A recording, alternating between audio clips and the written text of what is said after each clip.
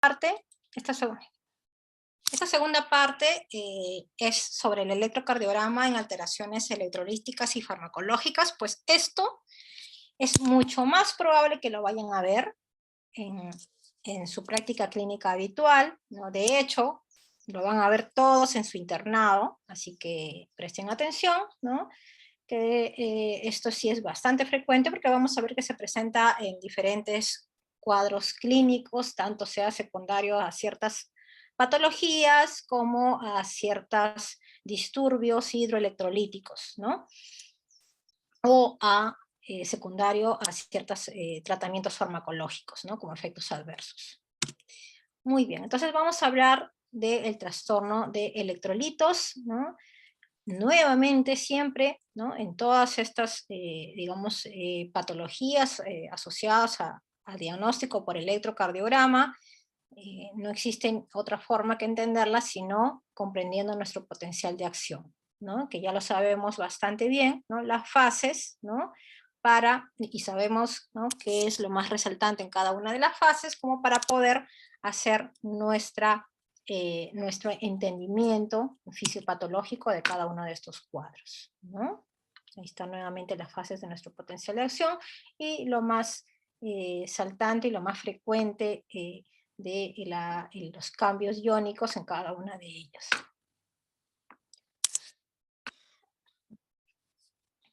Perdón.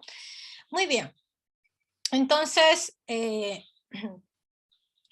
vamos a ir de frente entonces a los trastornos del potasio. Vamos a empezar entonces por la hipercalemia, ¿sí?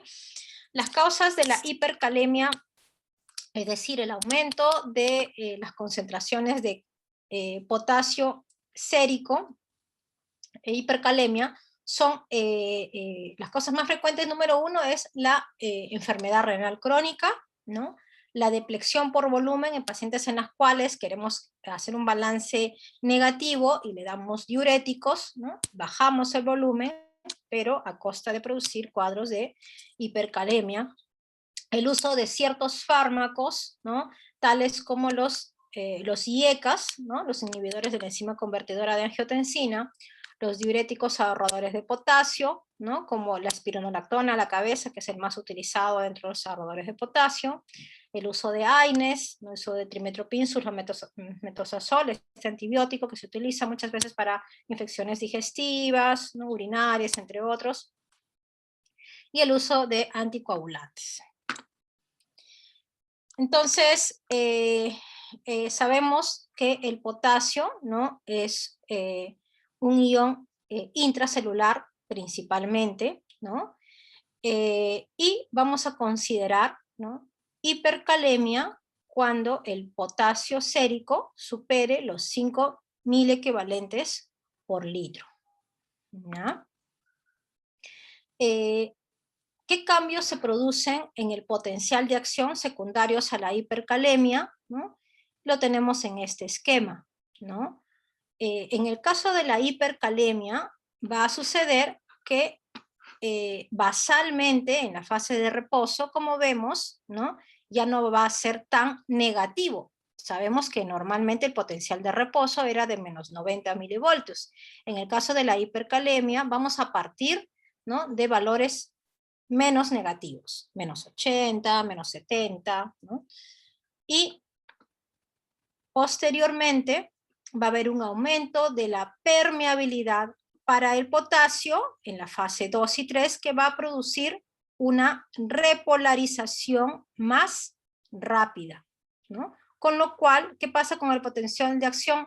¿Se ensancha o más bien, ¿no? Se hace más corto? Se hace más corto con respecto a un potencial de acción normal, que es el azul, ¿sí? Y esto debido a un aumento de la permeabilidad para el potasio, que como sabemos, ¿no? Sucede principalmente en la fase 3, ¿sí? Entonces, esa fase 3, ¿no? Se hace más pronta, la repolarización se hace más pronta, y con lo cual todo nuestro potencial de acción, ¿no? Se hace más corto, ¿sí? Y la pendiente de la fase 4 también disminuye, ¿no? Entonces, Estos son los cambios del potencial de acción en el caso de hipercalemia. ¿Sí? Más o menos igual lo mismo, ¿no? Como el potencial de reposo, ¿no?, es menos negativo, igual eso conlleva justamente a que los potenciales en las cuales tenga que tener un umbral para el desarrollo de la siguiente estimulación ventricular, ¿no?, también esté alterado, ¿no? Y va a haber una mayor excitabilidad, ¿no? Clínicamente, la expresión clínica va a depender de los valores de elevación del potasio sérico. Al inicio, cuando los valores están aumentando, ¿no?, el paciente más bien está más alegre, excitado, ¿no?, como lo vemos en esta gráfica, pero cuando ya comienza a aumentar más, ¿no?, vean, va disminuyendo, ¿no? Más o menos hacemos una analogía así con lo que sucede a nivel de la transmisión de la excitación a nivel de la célula en el miocito, ¿no?, debido a esa alteración del potencial de acción. Podemos encontrar diferentes patrones electrocardiográficos dependiendo de los cambios de valores séricos del potasio. Sabemos que los valores normales, como dijimos, de potasio es hasta 5 milequivalentes por litro. Si encontramos un aumento discreto o leve, hablamos alrededor de 6 o 6.5 milequivalentes por litro, electrocardiográficamente se va a manifestar como ondas T picudas y de base estrecha, ¿no? Y otra cosa importante es que hay un acortamiento del intervalo QT, ¿sí?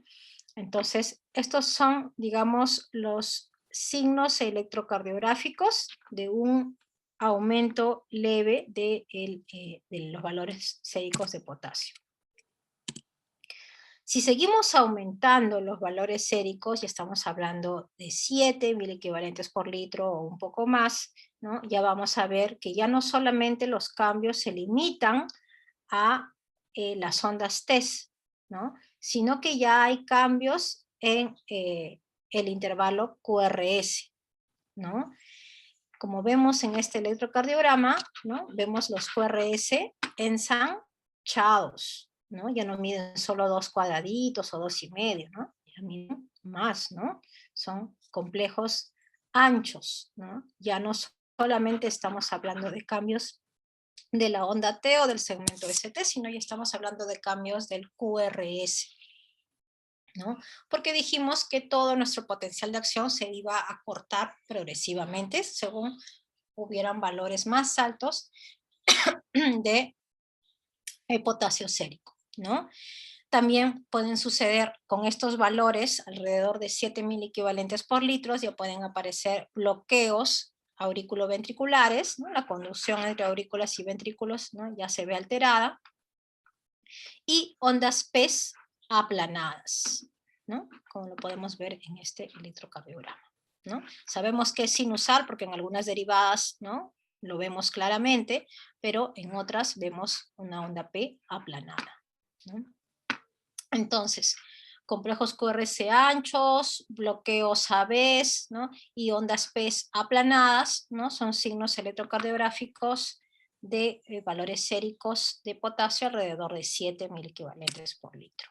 Si seguimos subiendo, ¿no?, vamos a ver aún más cambios, como vemos acá, ya los complejos QRS están más ensanchados, ya no hay onda P y ya se está tornando más taquicárdico, ¿no? Como dijimos hace un momento, hay una hiperexcitabilidad, ¿no?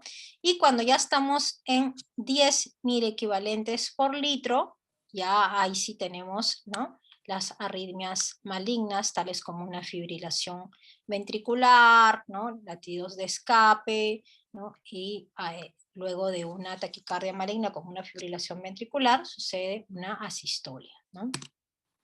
Entonces, en conclusión, las alteraciones electrocardiográficas de la hipercalemia van a depender mucho de los valores séricos del potasio, ¿no?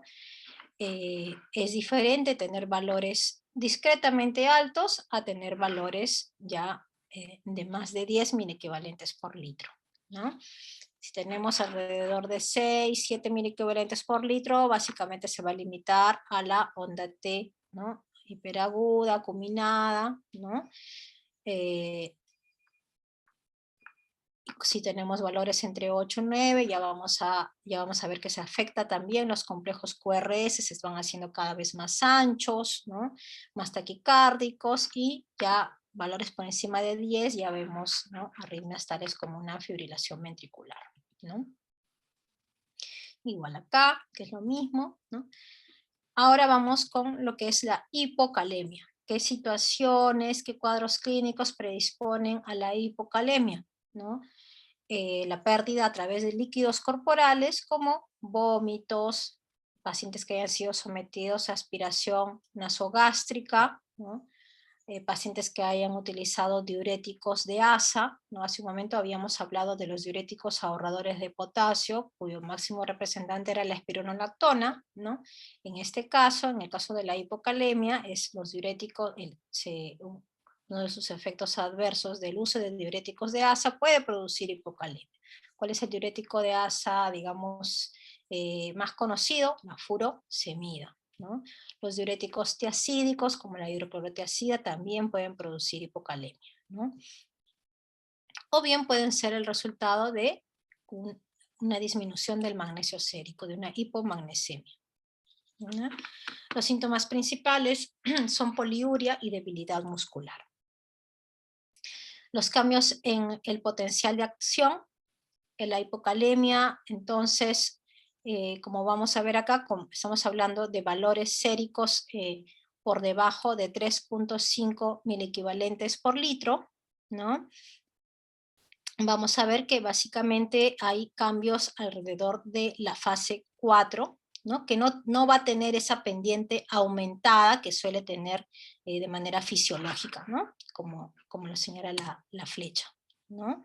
Entonces, esto es lo normal, la de la línea azul, y esta es la que se produce en el contexto de una hipocalemia. Entonces, ¿qué fase está afectada? La fase 4. Hay una repolarización más lenta, es decir, el complejo se ensancha, ¿no?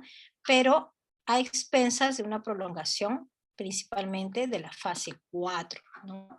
Esa pendiente, ¿no? Se prolonga, ¿no? Y da ese cambio en el potencial de acción. Y esto implica un aumento de la excitabilidad y la aparición de extrasístoles, ¿no? O de complejos ectópicos, complejos que son producidos en focos diferentes del nodo sinusal, ¿no?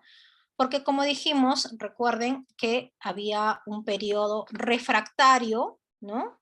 Que acababa más o menos al final de la fase 3, que era un periodo refractario absoluto, y había un periodo que era refractario relativo, que puede ser excitable, ¿no? Con voltajes más altos, ¿no? Entonces, si prolongamos esa fase de un periodo refractario relativo, ¿no? Existe más probabilidad de que se lleven a cabo estos complejos ectópicos, ¿no? Entonces, este es el electrocardiograma en un cuadro de hipocalemia, ¿no? Como podemos ver, lo más característico es una depresión del segmento ST, ¿no?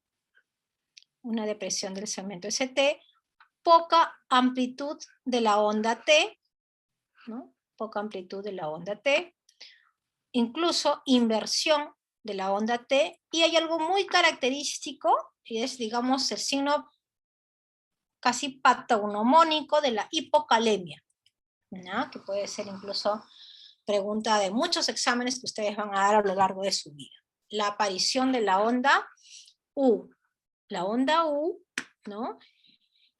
Se le denomina a esta onda que aparece inmediatamente después de la onda T. ¿Sí? Ven ustedes una onda T negativa, ¿no? Y luego, ¿no?, una onda positiva, ¿no?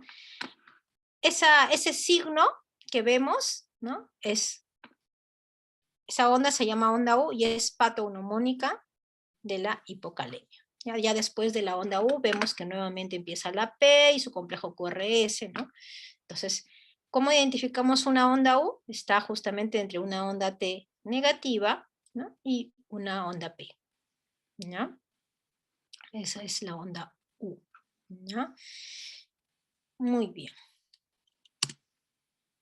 Acá lo vemos mejor, ¿no? El signo patognomónico de la hipocalemia, ¿no? Una onda T negativa y luego se torna positiva, a eso se le denomina onda U. Muy bien. Entonces, esas son las alteraciones electrocardiográficas de la hipocalemia, ¿no? Depresión del segmento ST, disminución de la amplitud de la onda T o negativización de la onda T, presencia de onda U, ¿no? Poco a poco también se va dando, miren, aumento de la amplitud de los complejos QRS, ¿no?, y aumento del voltaje de la onda P. Pasamos a hipercalcemia. La hipercalcemia se debe a un exceso del calcio sérico, por encima de ¿cuánto? De 12 miligramos por decilitro, ¿no?, que produce en el electrocardiograma un acortamiento del intervalo QT. Las causas más frecuentes son debidas a neoplasias de pulmón, de mama, de riñón, enfermedades neoplásicas como mieloma múltiple o leucemias. Patologías como hiperparatiroidismo, sarcoidosis, insuficiencia renal, insuficiencia suprarrenal o el uso de diuréticos tiacídicos también las pueden producir. En cuanto a la fisiopatología de la hipercalcemia, ¿no?, vemos que lo que sucede es un acortamiento de la duración del potencial de acción a expensas de la fase 2, ¿no? Y eso lo podemos entender porque la fase 2, ¿a qué se debía principalmente? A los canales de calcio, ¿verdad? lentos. Exacto, ¿no? Los canales lentos de calcio, el ingreso de los canales, en este caso, ¿qué va a suceder? Pues va a haber una entrada más rápida de los iones calcio y eso va a producir un acortamiento, ¿no?, de la fase 2 del potencial de acción y eso va, ¿no?, rápidamente, ¿no?, termina la meseta rápidamente y pasa rápidamente a la fase 3 y el potencial de acción se ha acortado, ¿sí? Si se ha acortado, ¿no?, y habíamos dicho que esta primera fase representaba el segmento ST y la fase 3 representaba la onda T, ¿qué vería yo en mi electrocardiograma? ¿No? Como mi fase 2 de mi potencial de acción se ha cortado, en el electrocardiograma yo voy a ver un acortamiento o la inexistencia del segmento ST, ¿sí? Rápidamente, después del complejo QRS, ¿qué aparece? La onda T. Ya no aparece mi segmento ST, ¿no? Podríamos decirle que es como un conejo, ¿no? El perfil de un conejito, ¿no? Complejo QRS, onda T. No hay segmento ST. ¿Por qué? Porque mi fase 2, ¿no?, que era la que me permitía la existencia, ¿no?, del segmento ST, se ha cortado. Es rápido, ¿no? Un rápido ingreso a los canales de calcio y inmediatamente salida de potasio y se da la fase 3. No le da tiempo a que se dibuje o se imprima el segmento ST. Entonces, acortamiento. Si eso sucede, ¿qué pasará con el intervalo QT? Se acorta. Si ya no hay segmento ST, el intervalo QT se acorta. Entonces, acortamiento QT debido a prácticamente la inexistencia del segmento ST. Vean este signo en un electrocardiograma, ¿no? Eso es una de las posibilidades diagnósticas, ¿no? Es hipercalcemia. ¿No? Y este es otro signo también muy característico del electrocardiograma en el caso de la hipercalcemia, y es esta muesca que ven acá, ¿no? en el asa descendente del complejo R, ¿no? ¿Ven esa muesquita? Esa la llaman la onda de Osborn. Esa muesquita que ven acá, ¿no? También es muchas veces motivo de pregunta en examen, ¿no? También lo vemos en otras situaciones como hipotermia severa, ¿no? O sea, ¿en qué cuadros clínicos vemos la onda de Osborn? La vemos en dos cuadros clínicos, uno de ellos, lo que estamos estudiando ahora, la hipercalcemia, ¿no? Hipercalcemias severas, ¿no? Y en hipotermias severas, ¿sí? Entonces ya vamos aprendiendo varios signos patognomónicos del electrocardiograma. Pasamos a hipocalcemia. La hipocalcemia, igual, en este caso estamos hablando de valores séricos por debajo de 7 miligramos por decilitro. Clínicamente, electrocardiográficamente, va a ser lo contrario de la hipercalcemia. La hipercalcemia habíamos dicho que había un acortamiento del QT a expensas de una ausencia prácticamente del segmento ST. En este caso, la hipocalcemia es lo contrario, más bien hay una prolongación del QT.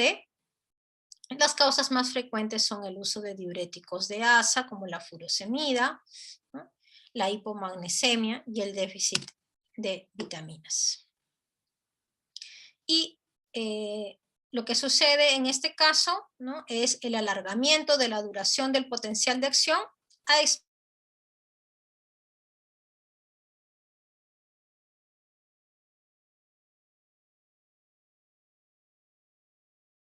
Doctora. Doctora.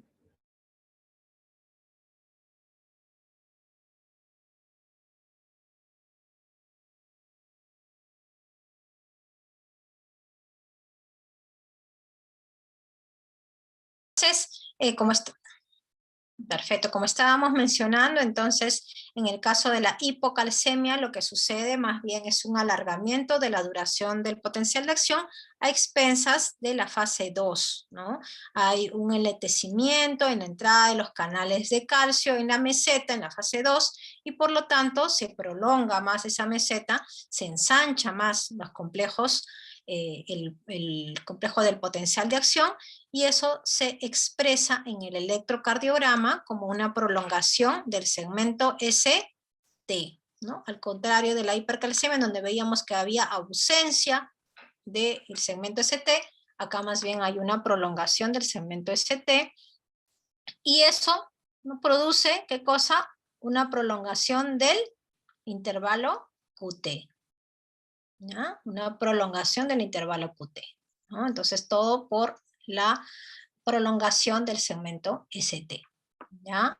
Entonces, hipercalcemia, ¿no? El QT corto, hipocalcemia, más bien un QT prolongado, ¿no? Entonces, vemos que entonces el QT, ¿no? No es que se va a presentar exclusivamente en las canalopatías hereditarias, que es lo primero que hemos visto, ¿no? Lo más frecuente y lo que más vamos a ver probablemente en nuestro internado y en nuestra práctica clínica van a ser esos casos, y es lo primero que tenemos que descartar, ¿no? Justamente son esas alteraciones hidroelectrolíticas de nuestro paciente, ¿ya? Prolongación del QT a expensas del intervalo ST. En cuanto a los trastornos del sodio, ¿no?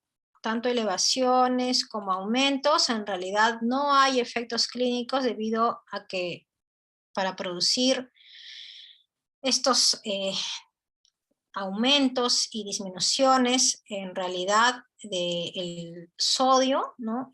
Producirían cambios tan drásticos, ¿no? en nuestro sistema que serían incompatibles con la vida, ¿sí? Entonces no es algo que vamos a ver a nivel de electrocardiograma, ¿no? En el caso de los trastornos del sodio, ¿ya? Otros electrolitos sí, por ejemplo, en el caso de la hiper o hipomagnesemia, ¿no? Se asocian con cambios electrocardiográficos, pero casi son inespecíficos. No vamos a ver patrones típicos como lo hemos visto, o patognomónicos como lo hemos visto, ¿no? En el caso de los trastornos de calcio y de potasio, ¿no? La hipermagnesemia podría prolongar el PR, el QT, puede producir un aumento del QRS, ¿no? Puede producir bloqueos AVs, ¿no? Ondas tepicudas, asistolias. La hipomagnesemia, ¿no? Se asocia a la ocurrencia del torsade de Points, ¿no? La hipomagnesemia puede producir esta arritmia maligna que hemos hablado, ¿no? Hace un momento, ¿no? Que se produce en aquellos casos en los cuales se prolonga el intervalo QT, ¿no? Que se llama torsade de Points, ¿no? Y que es una arritmia muy temible porque predispone a la muerte cardíaca súbita, ¿no? Y ya dijimos que los cambios séricos del sodio no alteran el electrocardiograma, por lo tanto no vamos a ver patrones.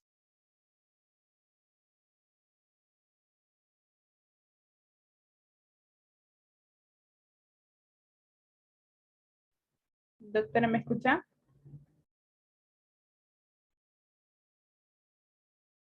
Antes que se nos vaya otra vez. A ver, entonces, caso clínico número 1, se nos presenta un varón de 72 años con antecedente de cardiopatía isquémica, o sea, enfermedad coronaria, ¿no? Puede haber tenido un infarto cardíaco hace unos años, o puede tener enfermedad coronaria crónica, ¿no? Es ingresado en la planta de medicina interna, donde están ustedes rotando como internos, ¿no? Y el paciente refiere dolor torácico y dificultad respiratoria, ¿no? Hasta ahí, ¿no? ¿Qué es lo que clínicamente, qué es lo más probable? Con esos datos nada más, 72 años, tiene antecedente de enfermedad isquémica, o sea, enfermedad de las arterias coronarias, y refiere dolor de pecho, disnea. A ver, ¿quién me dice? ¿Qué es lo más probable hasta ahí que Un síndrome sospechamos? coronario podría ser. Exactamente, exactamente, un infarto, hay que descartar un síndrome coronario que puede ser también un infarto ST elevado, ST no elevado, una angina inestable. Estamos sospechando de un cuadro coronario porque ya tiene antecedentes, ¿no? De cardiopatía isquémica. Y tenemos el dato que debido a su cardiopatía isquémica usa diuréticos de asa. Entonces, pensando en cardiopatía isquémica a la cabeza, ustedes como buenos internos inmediatamente piden un electrocardiograma. Le toman el electrocardiograma y este es el electrocardiograma que tienen ustedes acá. ¿Qué les parece? A ver, ¿quién se atreve?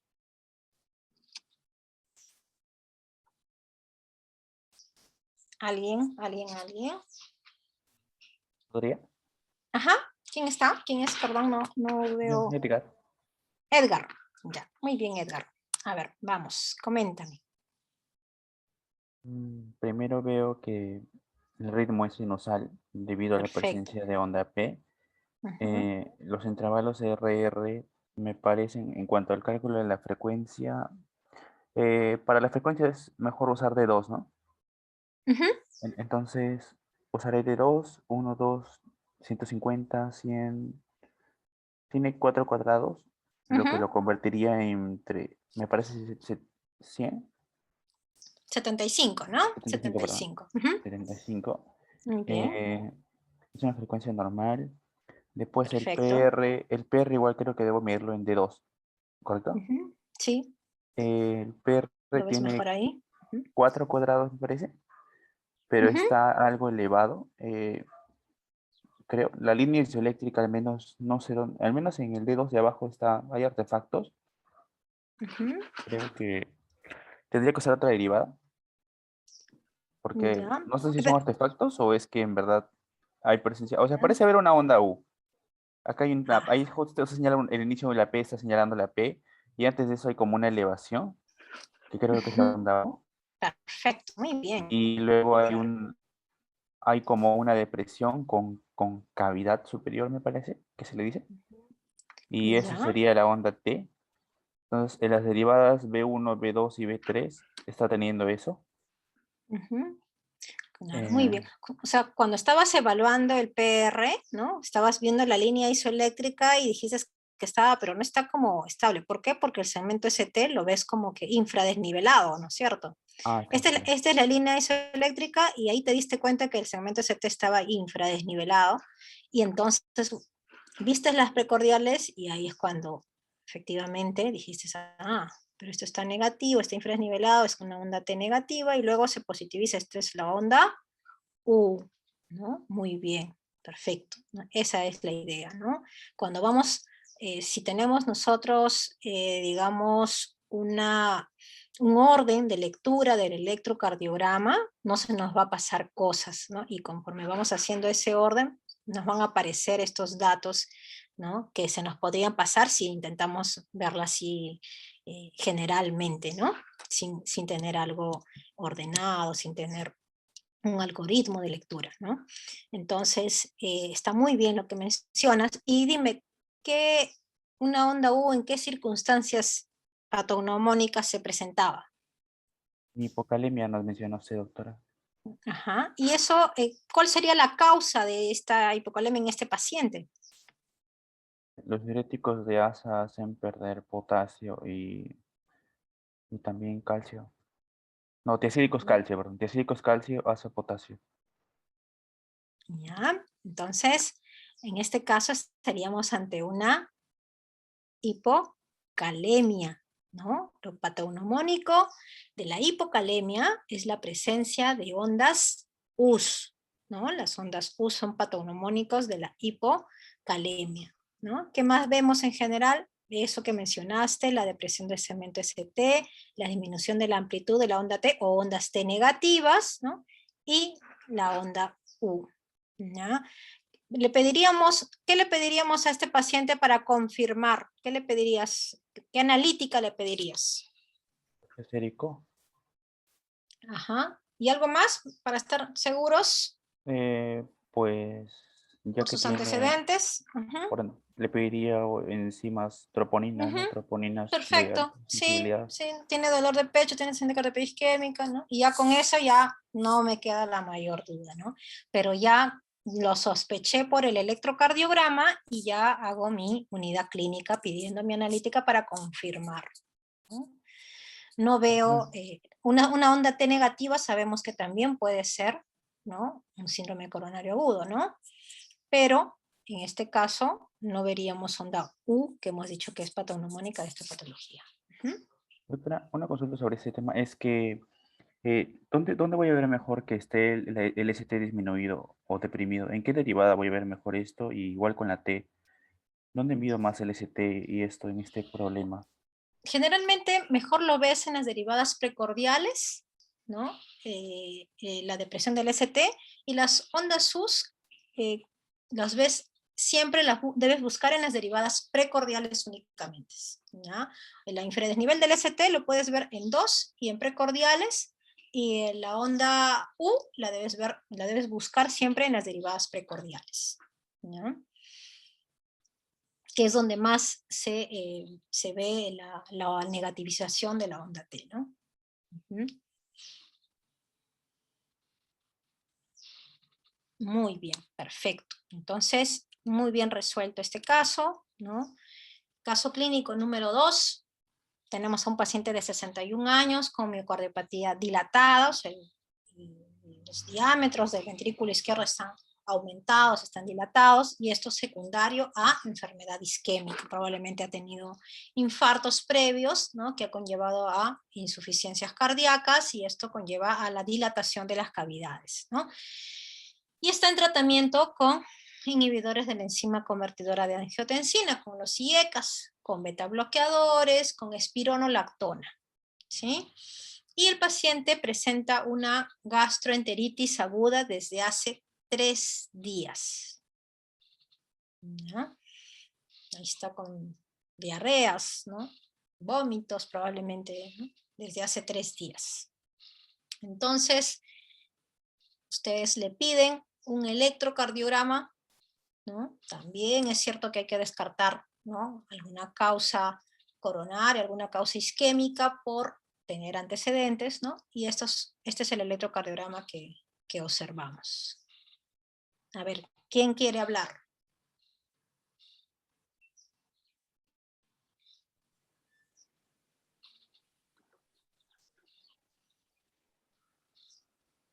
Sí, doctora.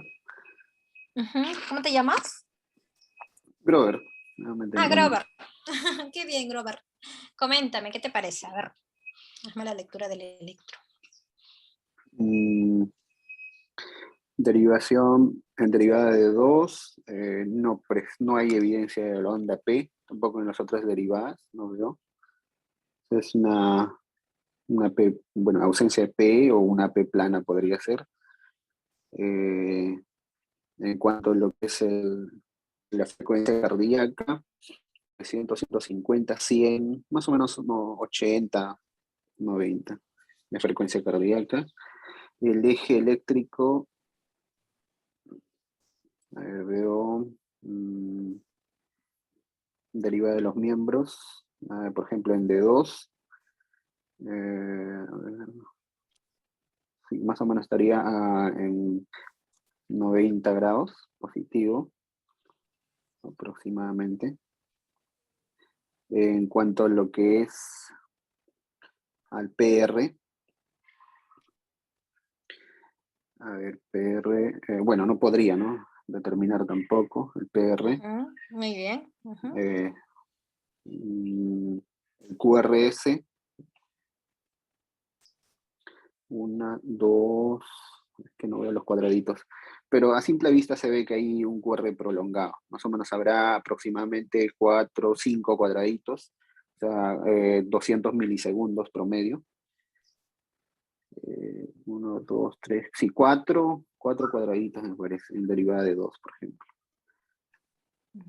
4, 160, sí, 160 milisegundos, más de 120, es un QRS prolongado, QRS ancho, perdón.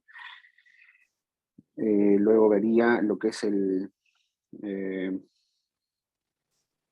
QT. A ver, en el QT tengo 5, 10 cuadraditos, aproximadamente 10 cuadraditos. Sería, bueno, tendría que ser el QT corregido, pero ya tengo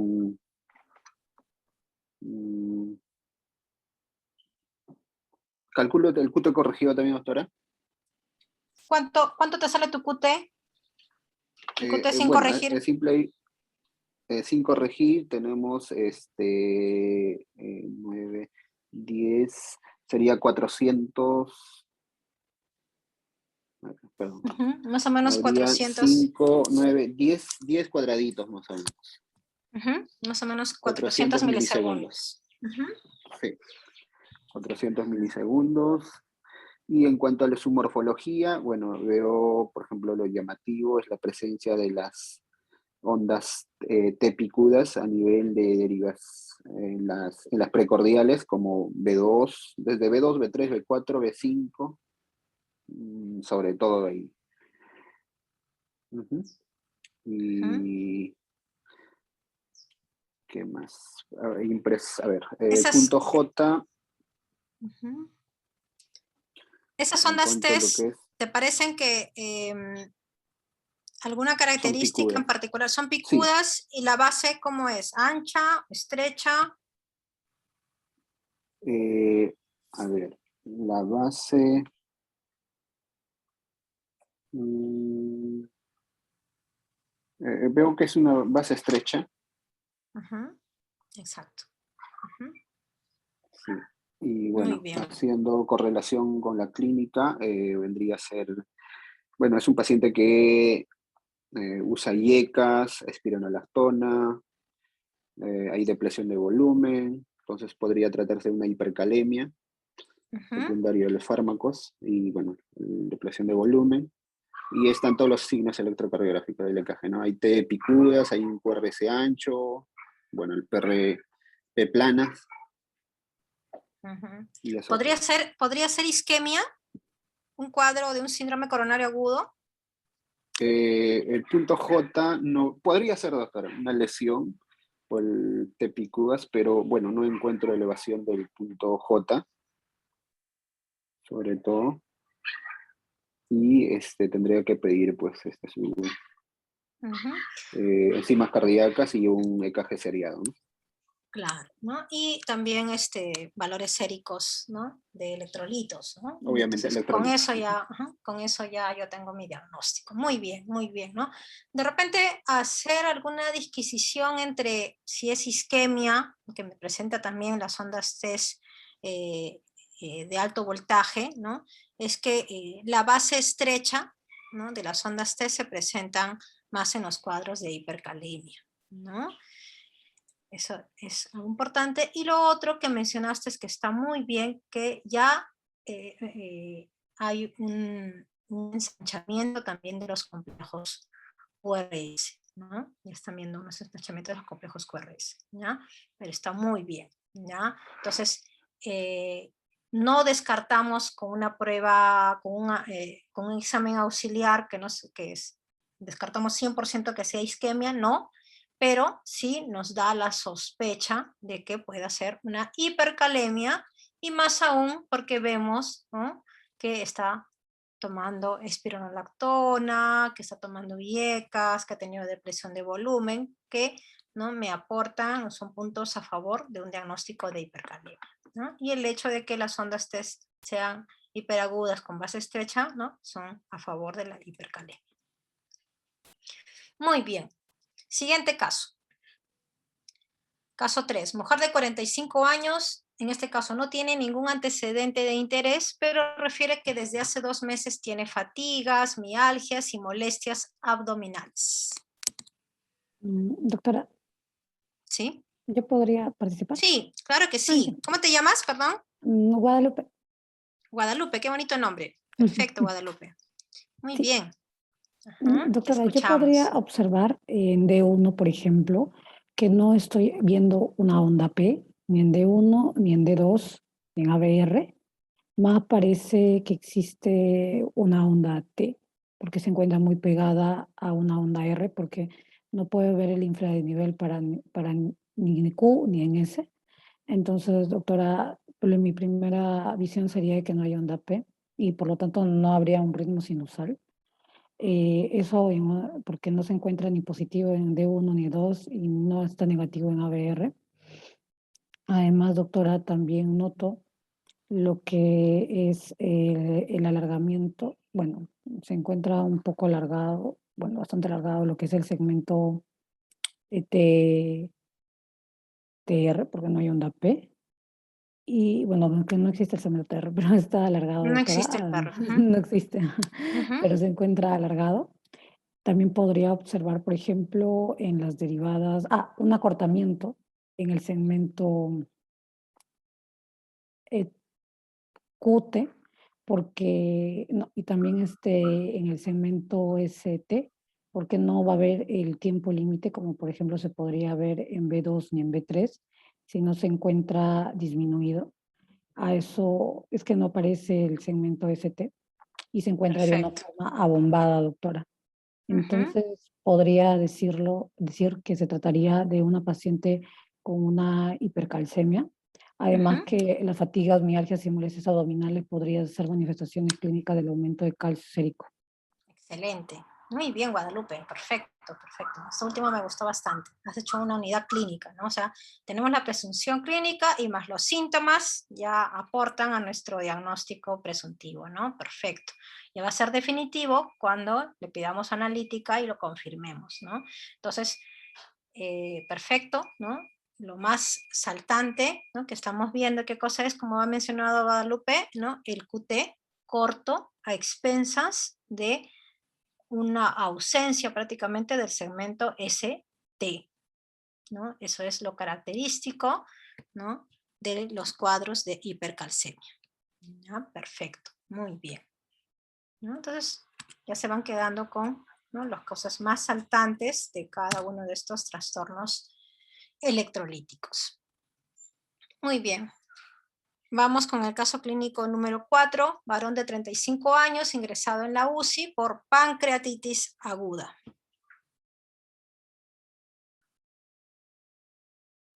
¿Alguien que quiera opinar?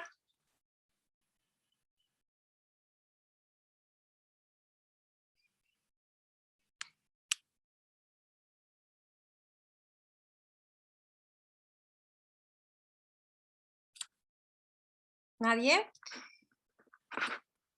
Tan bien que lo estaban haciendo hasta ahora. A ver, Buenas, ¿podría? ¿qué tal? ¿Cómo estás? Claro que sí. ¿Cómo te llamas? Edgar, ya había hablado del Edgar, anterior ya. y del anterior. Ya, ok. Lo que es la pancreatitis aguda, dice ingresado por UCI a pancreatitis. Solo muestra Ujú, eso y nos da un encaje. ujú, Trato de buscar la P.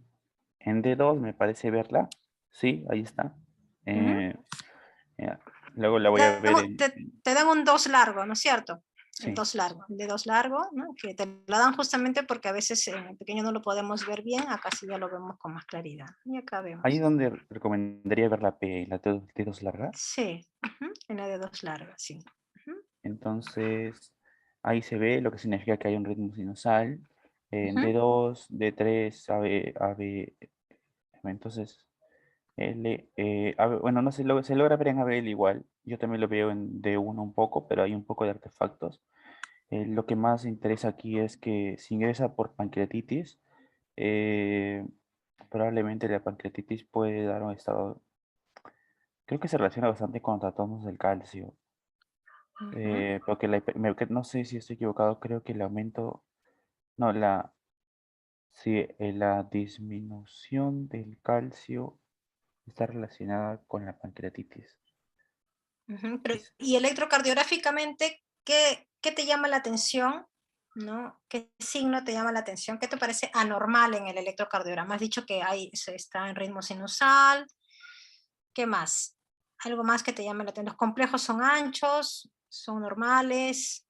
Los el intervalos, QRS, ¿qué te parecen? Ujú, el son QRS me normales. parece bastante de amplitud disminuida. Creo que Ujú, solo tienen, tienen no, uno o dos cuadraditos, están bien. dos ¿No? cuadraditos también. Ajá. ¿Qué Claro, y más? El como no hay un QT. valor por el alto. El ¿El QT me QT qué te parece parece? prolongado. El QT debo yo medirlo igual que los anteriores en D2, B2, B3 y B4, ¿verdad? Ujú, puedes medirlo. Entonces, Ujú, ujú, en tu calculadora está bien. si lo puedo ver en D2, por ejemplo, lo vería que mide 1, 2, 3 cuadrados grandes y sería 15, 16, 16 cuadraditos, si no me equivoco. Son 15, 16 más o menos. Perfecto. Por 4. 16 por 0.04 que mide cada uno, eso sería 0.64 segundos. Y eso tendría que corregirlo. Lo voy a dividir entre la raíz cuadrada de el RR, que el RR también lo pido en la misma derivada que medí el QT, ¿no? Entonces el RR aquí en D2 lo voy a medir, es 1, 2, 3, 4, 5, 6, 6 cuadrados grandes y 3 cuadrados pequeños, me parece. Y no, 6 cuadrados grandes exactos, quizá creo. 6 30, cuadrados ¿no? grandes y 30. 30. Ujú, Entre la raíz cuadrada de lo que sería 30 por por 0.04. 0.04. Ujú. Y entonces el cálculo 30 por 0.04, eso es 1.2 segundos. Entonces tengo eso, 1.2, tengo el 0.64, entonces hago 0.64 entre la raíz cuadrada de 1.2.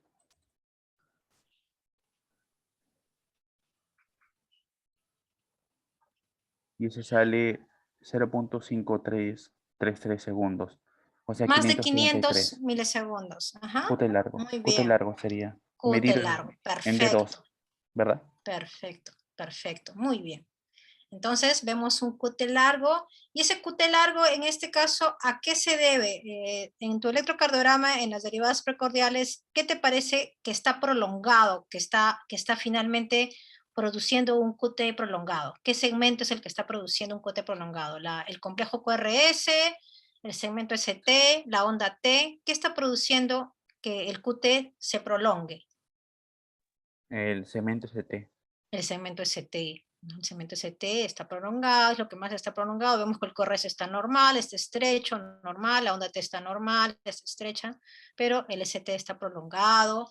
Como muy bien has dicho, la pancreatitis aguda se correlaciona con un aumento de calcio. Y entonces, ¿en qué estamos pensando?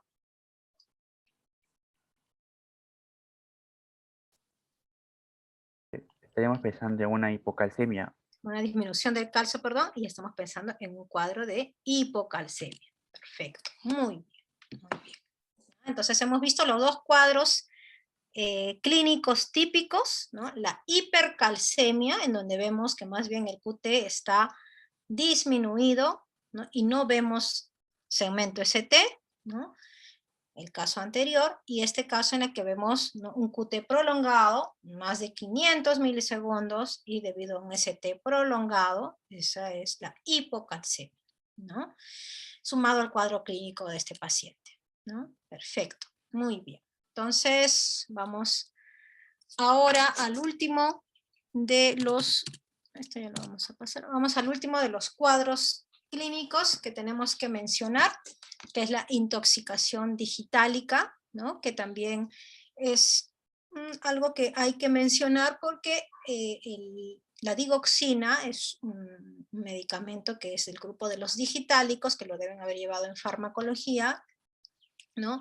Que es muy importante mantener sus niveles séricos en márgenes terapéuticos, porque el pasarse de esos niveles van a producir, ¿no?, cambios en el electrocardiograma que hay que estar muy al tanto de ellos para poder diagnosticar y prevenir estas arritmias que pueden presentarse, ¿no?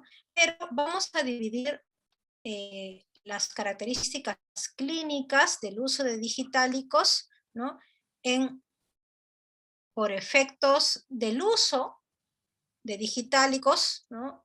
No quiere decir que el paciente esté mal, no quiere decir que tenga predisposición a hacer arritmias, solamente su hallazgo en el electrocardiograma quiere decir que está usando digitálicos, que es usuario de digoxina, ¿sí? Eso se llama, un paciente que ha estado tomando por mucho tiempo digoxina va a tener signos electrocardiográficos de impregnación digitálica, ¿no? No es patológico, son solamente signos clínicos que me indican que el paciente es usuario de manera crónica de la digoxina. ¿Cuáles son esos signos? La depresión del ST de al menos 1 milímetro con una concavidad, ¿no?, superior, ¿no?, a lo que le llamamos muchas veces una cubeta digitálica, ¿no? O bien las inversiones de la onda T de B4 a B6 a causa de la depresión del segmento ST. Acá la tenemos, ¿no?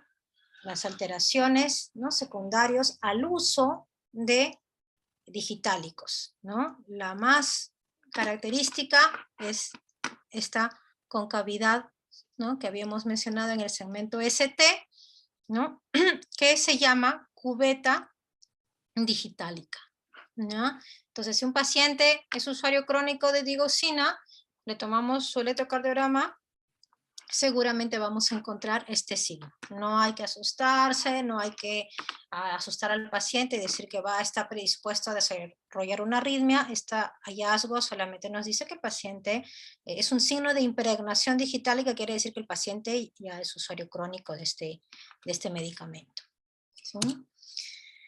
Y ahora los signos sí ya propios de la intoxicación digitálica, ¿no? Se producen debido al aumento de los niveles séricos, ¿no?, de medicamentos como la digoxina. Se producen bloqueos auriculoventriculares, se producen arritmias ventriculares como extrasístoles ventriculares, quiere decir latidos ectópicos que se producen de un foco diferente del nodo sinusal, ¿no?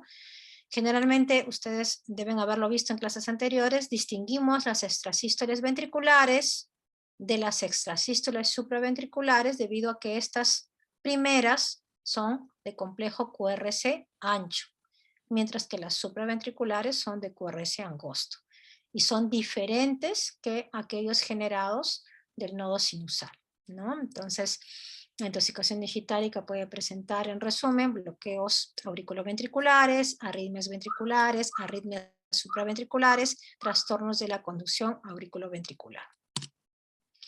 Los síntomas de la intoxicación digitálica, ¿no?, van de menos a más también. Puede empezar con malestar general, náuseas, vómitos, como los signos iniciales.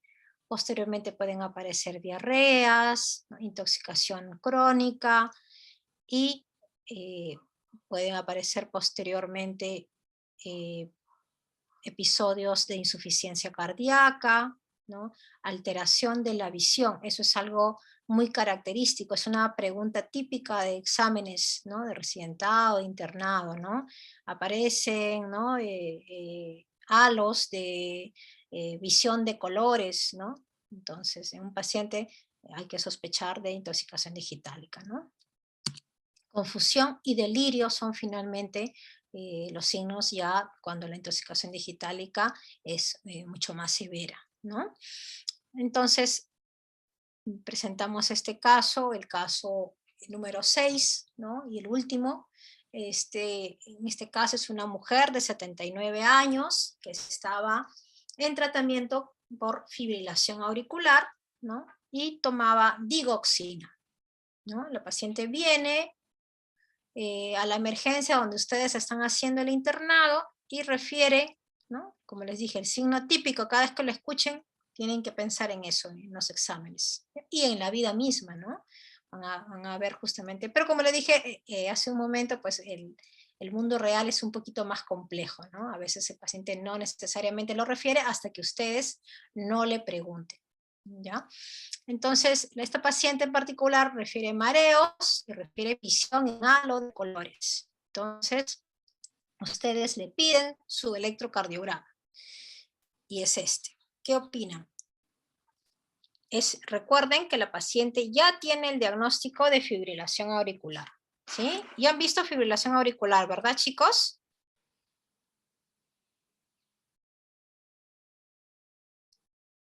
Sí, doctora. Sí, perfecto. ¿Qué es lo típico de la fibrilación auricular? ¿Qué me dice? ¿Hay onda P o no hay onda P? No hay onda P, doctora. ¿Por qué no hay onda P?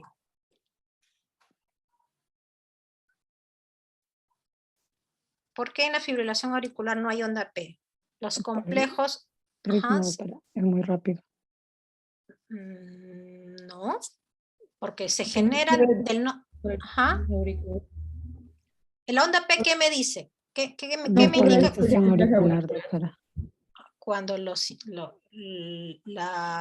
impulsos eléctricos se generan del nodo sinusal, ¿no? Entonces, la presencia de la onda P me indica justamente que los impulsos eléctricos se están generando del nodo sinusal, ¿ya? Entonces, en el caso de la fibrilación auricular, no se generan en el nodo sinusal, ¿no? Por eso es que no hay onda P, ¿ya? Más bien en su lugar vemos, ¿no?, ondas CF, o lo que le llaman ondas en sierra, ¿no?, dependiendo si es flutter también, ¿no?, flutter atrial, ¿no? Pero, ¿qué otro signo, aparte de la ausencia de las ondas P, vemos en el caso de una fibrilación auricular? El RR. Ajá, perfecto. Son regulares. ¿El RR, perdón, qué? Regular. En Simétrico. la fibrilación auricular, el RR es RR regular. es irregular. Irregular, exacto, muy bien. Esos son los dos signos electrocardiográficos típicos de la fibrilación auricular. Ausencia de onda P, ya, no hay onda P porque, le repito, que el impulso eléctrico no se está generando del nodo sinusal. Van a haber pequeñas ondas F, van a ver si es un fibrilofláter o un fláter atrial, van a ver las ondas en sierra, ¿no? No van a haber ondas P. Y lo segundo es que el RR es irregular. ¿Ya? Es irregular, ¿no? Totalmente desordenado. No es como cuando el estímulo se lleva a cabo en el nodo sinusal, todo es rítmico, ¿no? Incluso ustedes escuchan, auscultan a un fibrilador y van a ver todo desordenado, ¿no? Por eso el RR es irregular. Les pregunto, en este caso, es una paciente que me dicen que ya tiene el antecedente de fibrilación auricular. Vemos RRs. Ya hemos dicho que vemos ausencia de onda PES, perfecto. Pero vemos RR, ¿regulares o irregulares? Es regular, doctora, creo. Están regulares, ¿no? Lo Creo podemos que es ver flutter, en ¿no? este 2 largo, porque de repente los otros complejos son muy pequeñitos como para poder sacar una conclusión, pero en el D2 largo yo puedo ver, ¿no? Y puedo contar incluso el número de cuadraditos y me llevo la sorpresa de que son regulares. Entonces yo digo, pero qué raro, ¿no? Entonces, ¿no? Es una señora fibriladora, ¿no? Pero actualmente está con RR regulares, ¿no? Entonces, cuando se presenta un bloqueo, ¿no?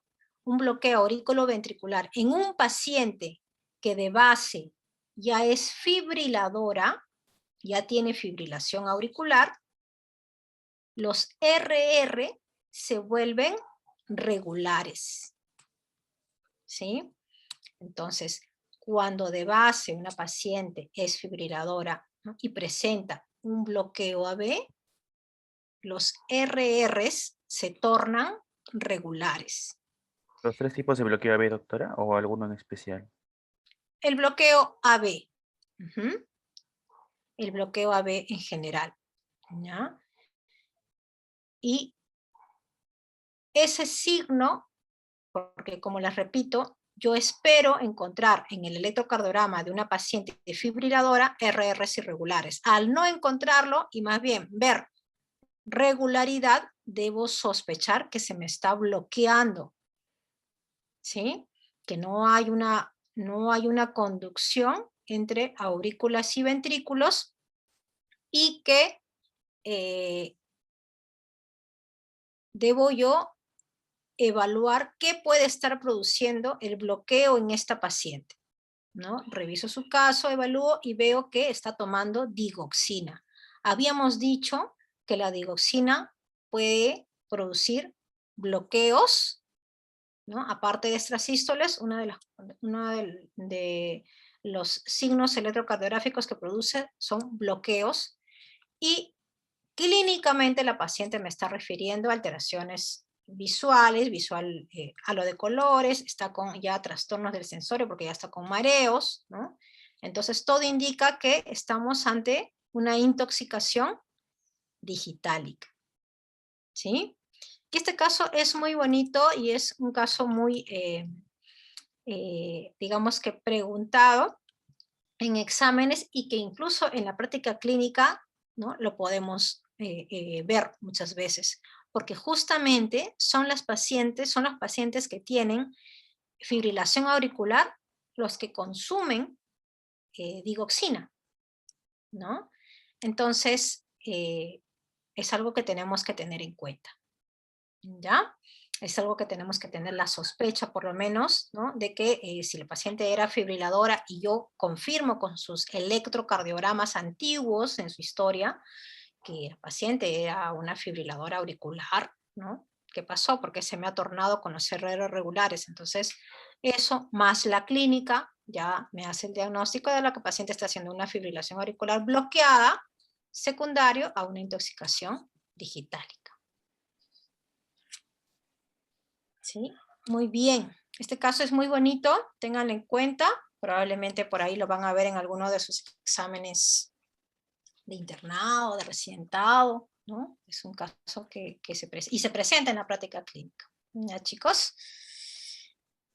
¿Alguna pregunta? Doctora, Sí.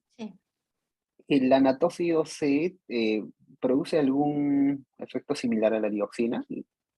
¿O siendo el mismo grupo como digitálico, Sí, o no? sí. O sea, en general, Todos los digitales. exactamente, es intoxicación digitálica. Generalmente Ok. ponemos más la digoxina porque en nuestro medio lo que se usa es, y a nivel mundial casi lo que usa. Y eso que también ya la digoxina es un medicamento antiarrítmico que se utilizaba más hace unos 10 o 15 años. Los beta bloqueantes prácticamente han reemplazado en muchos casos al uso de digoxina, ¿no? Son también antiarrítmicos, ¿no? Mantienen la frecuencia cardíaca en rangos normales y no tienen el efecto adverso de la digoxina, ¿no? Por eso es que muchas veces se evita, ¿no? Para evitar esta intoxicación digitálica se evita el uso de la digoxina, pero muchas veces vamos a ver casos en los cuales con beta bloqueantes no podemos controlar el ritmo cardíaco, la frecuencia cardíaca se torna, ¿no? Con respuesta ventricular alta y tenemos que a veces sumar, ¿no? Más medicamentos y en ese caso sí tenemos que utilizar digoxina, ¿no? Hace años se utilizaba como casi primera elección, ahora ya con la llegada de los beta bloqueantes ha quedado un poco relegada, pero todavía es un medicamento que se utiliza bastante. El anátocido C también puede producir todas estas alteraciones electrocardiográficas, pero digamos que se usa menos frecuentemente que la digoxina.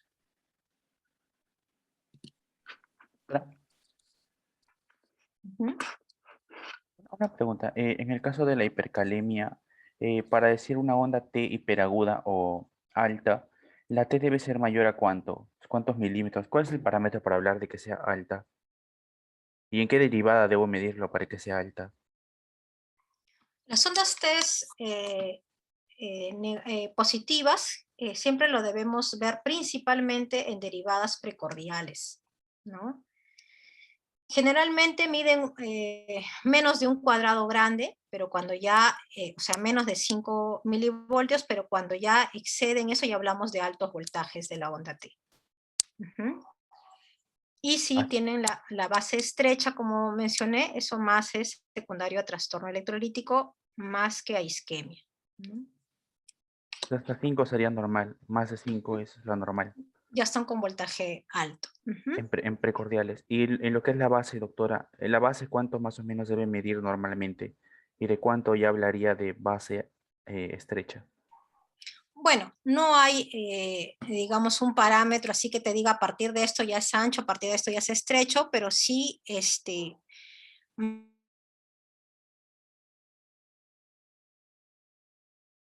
ya menos de 3 cuadrados pequeños, ¿no? Entonces ya es una base estrecha. Normalmente la onda T es una onda T ensanchada, ¿no? Mide unos 4 cuadrados pequeños, ¿no? O más, ¿no? Pero en este caso vemos que la base es menor de 3 cuadraditos pequeños, ¿no? Por eso es que ya estábamos sospechando de que tenía una base estrecha. Reales.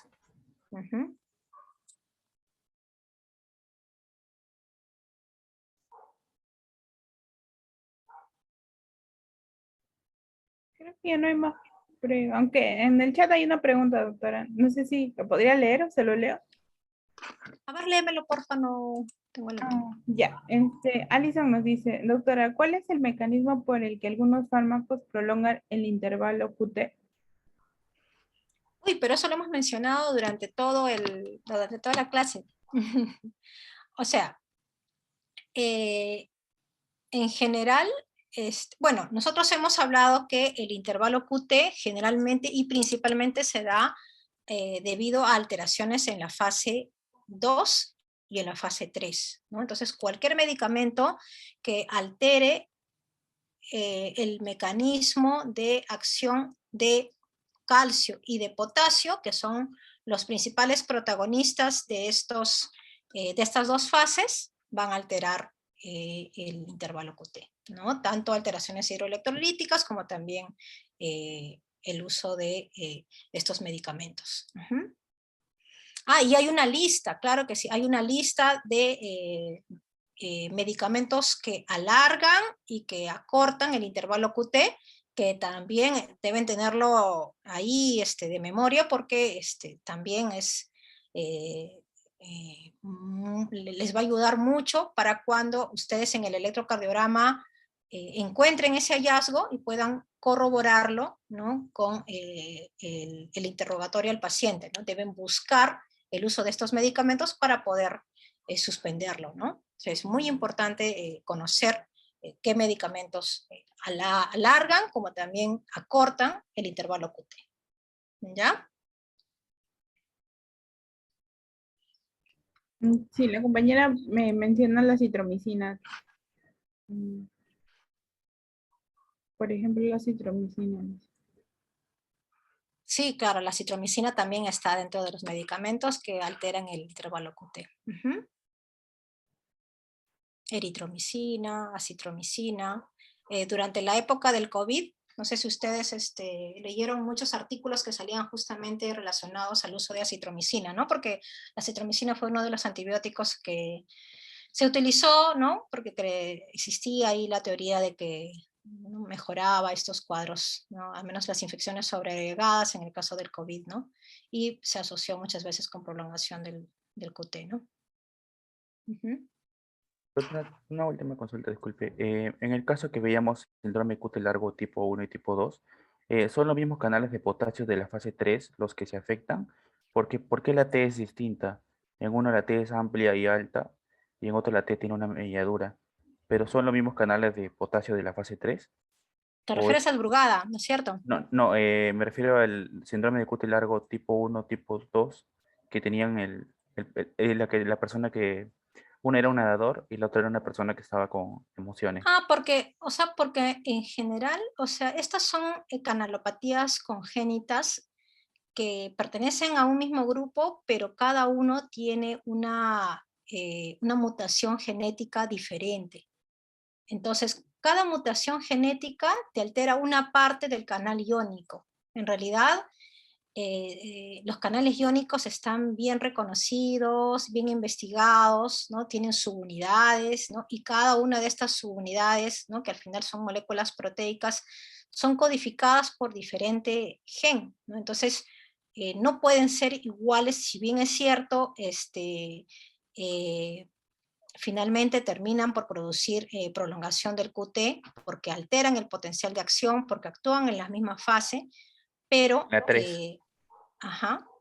sí, pero no producen alteraciones iguales, porque incluso hay subcanales, o sea, hay, así como hemos visto a términos generales, canales de potasio, hemos visto que hay canales cito, hay canales lentos, pero hay subcanales también, diferentes subtipos de estos canales lentos. Entonces, es bien variado, digamos, la expresión clínica que se puede producir por diferente mutación genética que se presente, ¿no? Y ellos presentan diferente mutación genética en diferente loci del gen, ¿no?, que codifica esta alteración, ¿no?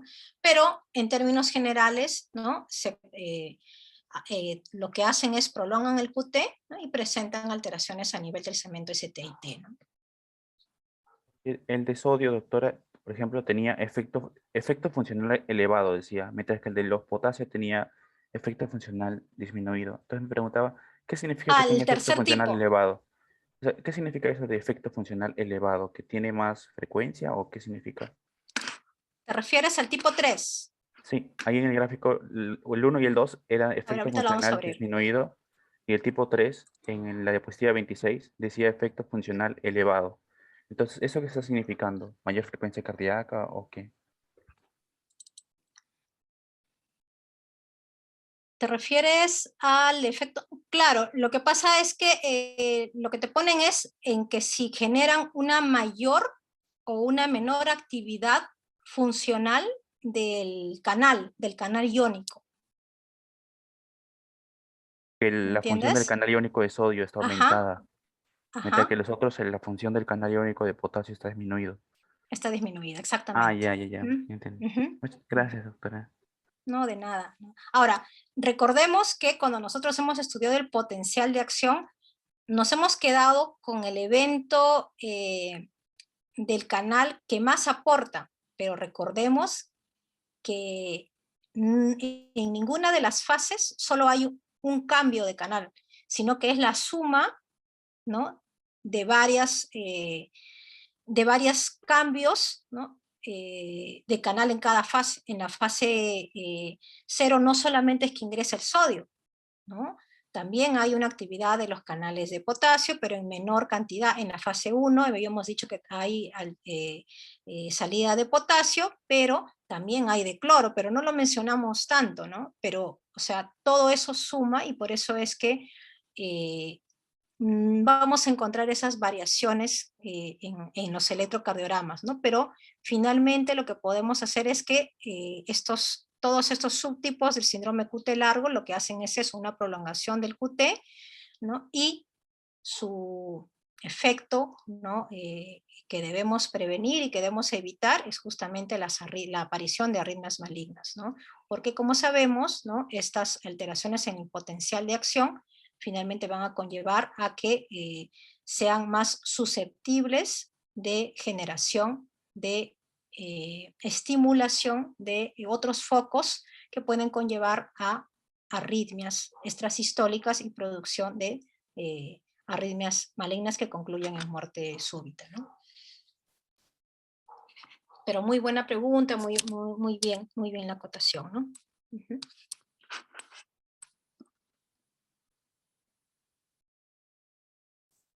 Perfecto, chicos, perfecto. Estoy muy contenta de escucharlos, de haber pasado esta tarde con ustedes, ¿no?